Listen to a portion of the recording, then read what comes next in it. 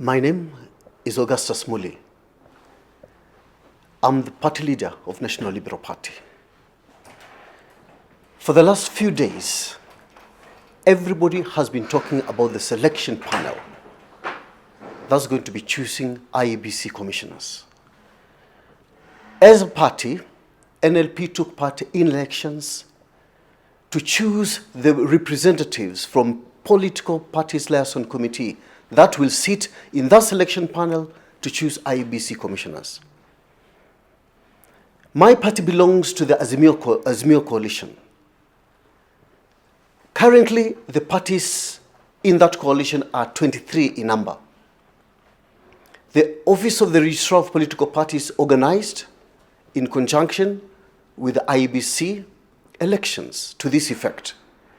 We converged the 90 parties, representatives of parties, in Machakos for this exercise, supervised by the Office of the Registrar of Political Parties and the IEBC. In my cluster, because there were 3 clusters, in my cluster for minority, coalition, we were 23 members, who were 2 candidates, and 23 members of Azimio were voting. In that category, I garnered 16 votes, and my opponent, Ambassador Koki Muli, from Wiper Party, got 7 votes out of the 23. The election being conducted by the IEBC was free and fair and very transparent. I was given a certificate as the Pplc nominee in the minority coalition, 26th day of July 2024. In this election, we had the polling station results, and Dr. Koki Muli garnered 7, Muli Augustus Kyalo, that's me, I got 16 votes. Koki's agent was Rosa from the NAC Kenya party. She endorsed these results.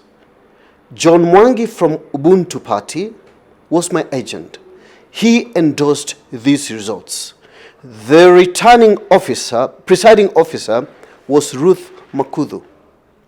This is an official document signed and witnessed by the IEBC and the Office of the Registrar of Political Parties. In the cluster that we are in, we all got nomination forms. We had to go through a vetting, and me and my opponent, Koki Muli, went through a vetting, and we were given nomination forms. These are all duly signed forms by the Registrar of the Political Parties and my Secretary General of the party. So what we have done here is a free and fair election to get genuine people who will represent Political Parties Liaison Committee at the selection panel to choose men and women to be the next commissioners. It's therefore very, very surprising when, after all this, after such an election, the Azimio coalition principals, led by Kalonzo Musyoka and Junet Mohammed, come and change the name and announce to the world that the nominee to represent the minority coalition is Koki Muli. We did a fair election and she lost. And today I'm here again at the Office of the Registrar of Political Parties. We have written to everybody. We've written to the Clerk of the National Assembly. We have said we will fight for justice. This is a country run by the law. The President has promised to protect every citizen. And I'm calling here now at this Office of the Registrar of Political Parties. We want to hear the voice of the government in this. We want to hear the voice of the President in this. We have followed the law. We've been here the whole day. We've camped here the whole day trying to get justice. And we've said we are not going to give up. We want justice, not only for ourselves, but the future of this country. You cannot rig, you cannot start rigging this election and say you want to sit in a committee, in a panel to elect men and women of honor if you're already stealing an election. The Azimio leaders who are trying to do this should be completely ashamed of themselves. They are all of them experienced politicians, people who've been in power for very long, and they should be the ones setting an example to us younger leaders what it means to be a man or woman of integrity. You want to rig an election now, a fair election of only 23 members. So you want to rig the next commissioners so that the 2027 election will be flawed. We cannot accept this. And that's why we are fighting this. We want justice. Let justice start now. Let the president, let the office of the Registrar of Political Parties, let the members of the Assembly, clerk to the Senate, let us hear your voice. Let them stand for what is right. Because we are not backing down. We are not going to back down. We are ready to fight. We were not there during Mau Mau time. We were not there when our forefathers were fighting for independence.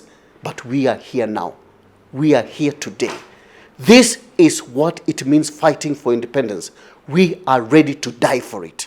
We are ready for a just community. We are ready to fight for country ruled by the Constitution and by the law.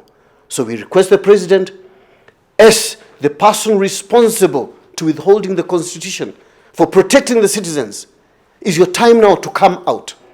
Protect us now. We have been here. We've been we've been to Parliament. We've been here at the office of the Registrar of Political Parties.